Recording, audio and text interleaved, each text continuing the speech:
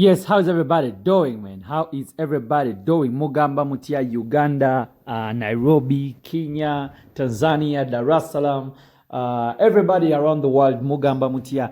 Tubaniriza ku MMTV, tubaniriza nnyo ku MMTV. Mwebale nnyo kulaba MMTV, mwebale nnyo kusubscribinga, mwebale nnyo tufuula #1 entertainment news bulletin okukuletera amawulire each and every single time. Tuze n'amawulire leero agamwana muwala Rayman Namakula. Rayman Namakula alafu ajongeddemu ebirungo. Nkwatana subscribing awo tugende mu maaso. Rayman Namakula bwedda bamwogerera Rayman Namakula wiki Bade bamugeza ku Juliana Kanyomozi ebbanga eribadde liisa awo emabega nga bagamba Rayman Namakula teyegomba Juliana Kanyomozi okulaba nga ebintu byonna ebituukawo nti ye abikweka n'agamba senga abantu bamwogerera okuva Juliana bweyajjayo olubuto lw'omwana we n'atulaga nti nno azadde baby boy gwe bali bayita Taj story twagikuleeterako awo osobola okudayo emabega n'ogiraba ku MMTV.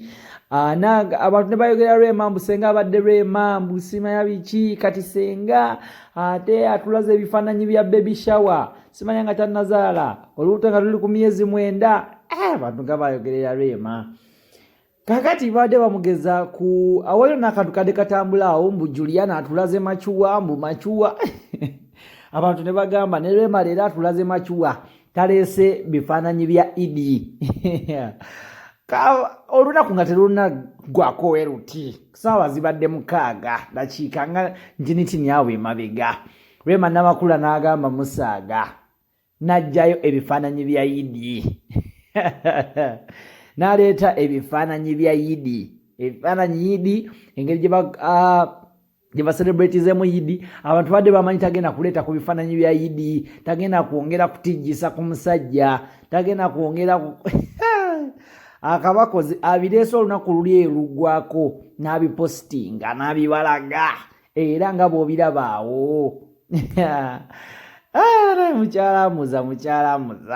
Mukyala Ssebunya yeyagadde kale ebifaananyi nga bw'obiraba awo.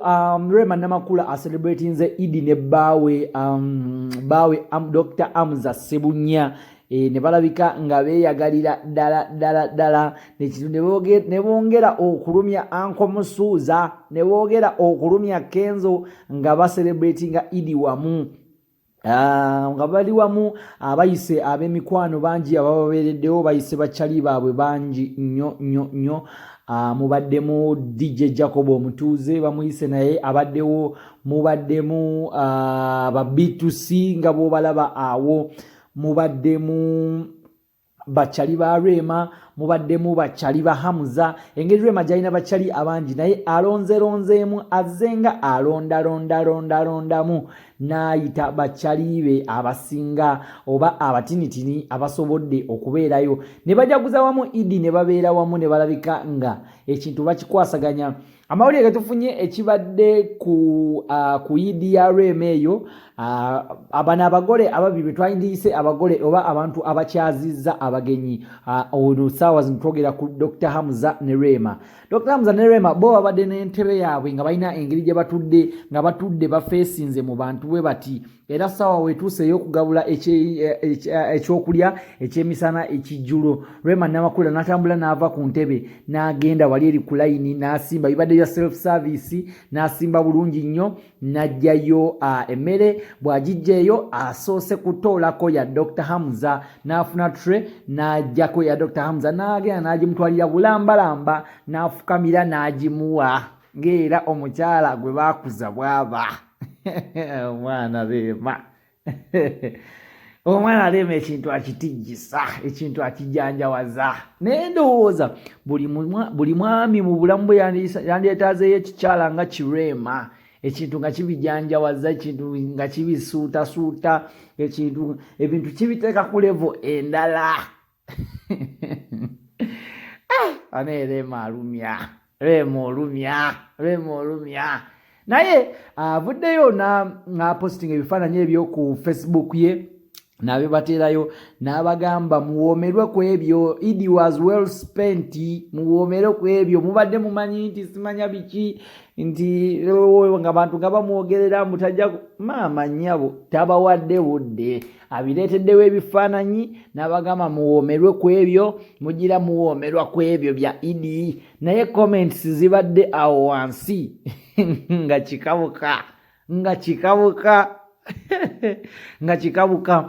Mubaddemu abaana nga bw'olaba awo Rema ng'alina muwala we yoyo bwemuyita Amal Musuuza. Amal Musuuza ono taata we ye Eddie Kenzo ate maama we ye Rema Namakula.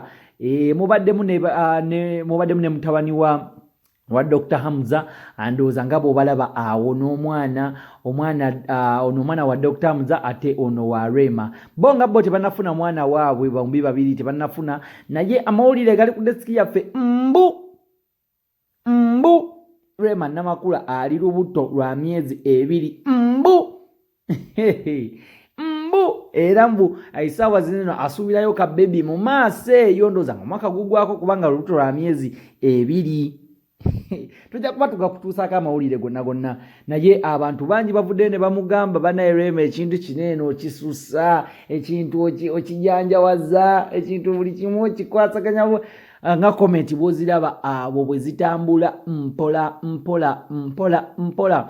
Naye nga Rema ye ekintu akyongeddemu omuliro, ekintu akyongeddemu amaanyi, ayongedde okulumya abafa mwe abamanyi mufe, naye nga ye akugamba nti alaba tannatandika na kwagala bbaawe engeri gy'alina mwagalamu.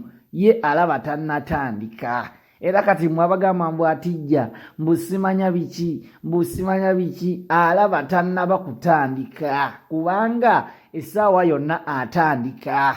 Yoyo Rema Namakula tayagala kumanya, yabagamba ye omwami we amwagala kubanga naye kyekirabo kyayinza omuwa kubanga naye amwagala kufa. Omukwano bagweraga kati saasira ono mukwano gwa Rema Evelyn Namulonda abeerayo ewaka omukwano ye kuba agulabako nga bagweraga kati osobola oteeberezaamu awo n'ogamba kiki ekibeerayo ewaka, naye nga kyekiriwo mu ddiiro nga Rema Namakula ekintu akyongeddemu ebirungo, ekintu bwe kiba akyongeddemu akazigo, ekintu akyongeddemu omunnyo. Subscribinga wansi awo tulabike nga tweyongerayo subscribinga wansi awo tulabike ng'ekintu tukikwasaganya nga tweyongererayo ddala maaso. Weebala nnyo okwekumira ku MMTV, tugenda kuba tukuleetera amawulire gonna nga bwe gali, nga tetulina gwe tuwolereza, nga tetulina gwe twekubidde mu maaso, nga tetulina gwe twekubidde sayidi, nga tetulina gwe tukola ki, nga bwe gali bwe tugakuwa. Weebala nnyo okwekumira ku MMTV. Bye bye.